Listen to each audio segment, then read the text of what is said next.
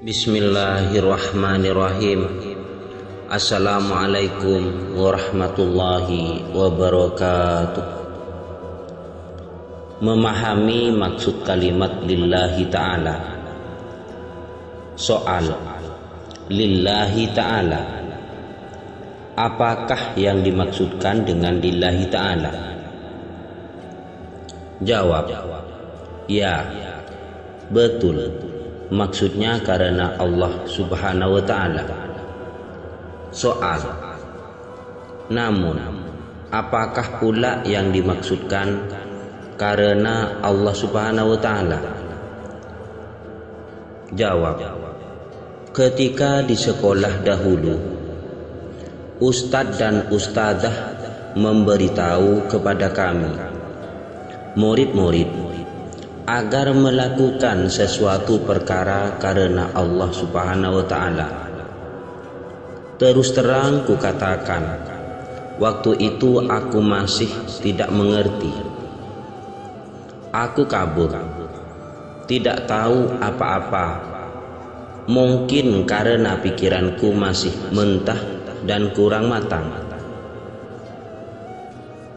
Namun begitu, kata-kata tersebut telah terbawa-bawa olehku sehingga kini, dan akhirnya sedikit demi sedikit aku berupaya menyingkap tirai hikmah daripadanya mengenai persoalan lillahi ta'ala.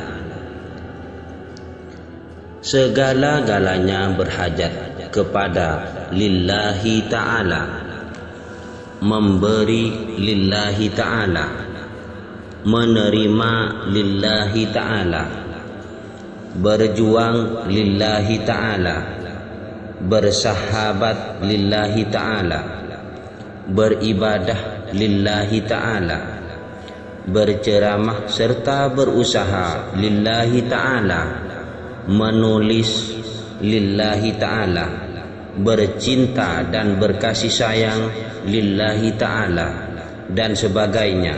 Semuanya lillahi ta'ala. Pertanyaan: mengapa sedemikian? Jawab: karena sekiranya kita meletakkan batu asas segala tindak tanduk kita karena Allah Subhanahu wa ta'ala, lillahi ta'ala, maka kita akan merasa tenang serta tidak akan pernah kecewa dengan segala ketentuannya, karena Dia maha maklum tentang perjalanan kehidupan hamba-hambanya di samping usaha kita.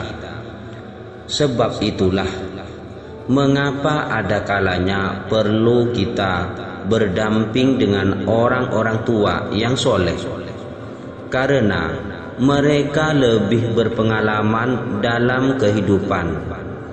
Inilah merupakan pendidikan daripada Tuhan sekiranya kita mencermati potret kehidupan kita.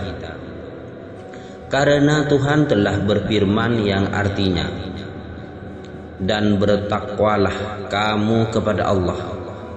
Allah memberikan pengajaran kepadamu, dan Allah maha mengetahui akan tiap-tiap sesuatu. Quran Surah Al-Baqarah ayat 282. Rentetan ketakwaan yang sebenar lillahi ta'ala itulah, maka Tuhan akan mengajarkan kita untuk memperbaiki diri kita akan arti kehidupan seorang hamba melalui anugerah mutiara-mutiara hikmahnya, merupakan suatu nikmat yang sangat berharga, dan dia hanya diluncurkan oleh Allah Subhanahu wa ta'ala kepada insan-insan yang dipilihnya, yaitu mereka yang berpikir menyoroti kebesaran Tuhan dan kekerdilan makhluk dalam memburu makrifatullah. Akhirnya merasa hina menyadari siapalah kita di sisinya. Jika kita memberi sesuatu kepada seseorang lillahi ta'ala, karena Allah, maka kita tidak akan kecewa seandainya kita tidak memperoleh apa-apa imbalan daripada insan tersebut, karena kita tetap tenang dan tentram dengan rezeki yang hakikatnya datang daripada Allah jua, karena kita yakin Allah akan memberikan sesuatu yang terbaik buat kita. Namun sekiranya kita memberikan sesuatu kepadanya karena kita kasih dan cinta padanya, tatkala dia pergi meninggalkan kita, kita akan kecewa, kita akan menghukumnya, bahkan memfitnahnya. Jika kita menerima sesuatu lillahi ta'ala, karena Allah Subhanahu wa ta'ala, kita akan senantiasa menjadi insan yang bersyukur kepadanya, karena kita memahami bahwasanya segala pemberian hakikatnya datang daripadanya. Namun sekiranya kita menerima sesuatu karena kita ingin menjaga hati seseorang semata, kita akan menunggu-nunggu pemberiannya, bahkan meminta-minta, lalu kita akan kecewa padanya. Seandainya si dia tidak memberikan apa yang kita pinta, maka memberi dan menerimalah seadanya lillahi ta'ala, karena Allah Subhanahu wa ta'ala. Jika kita berkasih sayang kepada seseorang lillahi ta'ala, maka kasih sayang kita pasti tidak pernah pudar, karena kita memahami tuntutan agama bahwasanya pastinya Allah Subhanahu wa ta'ala mengkaruniakan kasih sayang dan rahmatnya kepada insan yang berkasih sayang karenanya. Maka kasih sayang itu akan kekal, karena kita mendamba rahmat Allah Subhanahu wa ta'ala, dan kasih sayangnya itulah yang tertinggi jua. Namun sekiranya kita berkasih sayang karena kelebihan dan rupa paras seseorang, tatkala walau satu kelebihan itu hilang, tatkala rupa parasnya pula berubah disebabkan faktor kemalangan atau usia, maka kita akan menjauhinya, kita akan mengabaikannya. Jika kita bersahabat dengan seseorang lillahi ta'ala, maka persahabatan tersebut tetap juga akan membuahkan kemanisan dalam suka dan duka, susah dan senang, gembira dan sedih, dan sebagainya. Karena kita memahami bahwa segala ketentuan Allah dalam arti persahabatan sejati mengharungi, karena kehidupan pasti ada hikmahnya dalam mendewasakan kita. Lantaran kita berusaha mendambah ridho Allah semata dalam arti sebuah jalinan persahabatan yang begitu indah dan manis.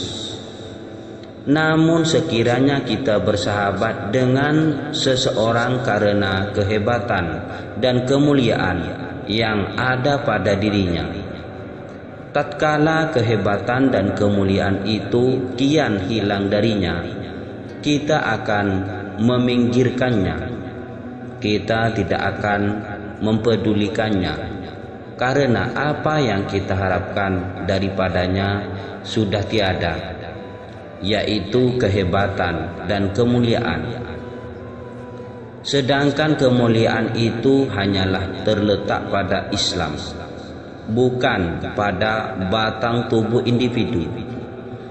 Hanya saja kemuliaan yang ada pada seseorang itu disebabkan perjuangannya menegakkan syiar Islam lillahi ta'ala, maka berkasih sayang dan bersahabatlah lillahi ta'ala.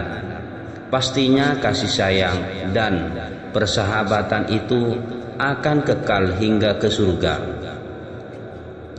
Jika kita melakukan sesuatu amalan lillahi ta'ala karena Allah subhanahu wa ta'ala menambah rahmat ridhonya, maka amalan tersebut tetap jua membuahkan kemanisan dan ketentraman hati. Walau amalan tersebut seakan berat pada penglihatan orang awam, seperti sholat tasbih setiap hari, walau manusia di sekeliling kita tidak mengetahui apakah amalan kita, karena ketentraman kita yang hakiki hanyalah bersama dengannya. Namun sekiranya kita beramal karena mengharapkan gaji atau ganjaran pahala, maka amalan kita pada hakikatnya tidak dipandang oleh Allah sebagai suatu amalan yang mulia di sisinya. Sungguh pun kita bersungguh-sungguh melaksanakan amalan lalu dipandang mulia oleh makhluk. Tatkala gaji daripada amalan tersebut tidak diberikan kepada kita, kita akan menghina orang yang membayar gaji, sedangkan hakikat segala rezeki datang daripadanya jua.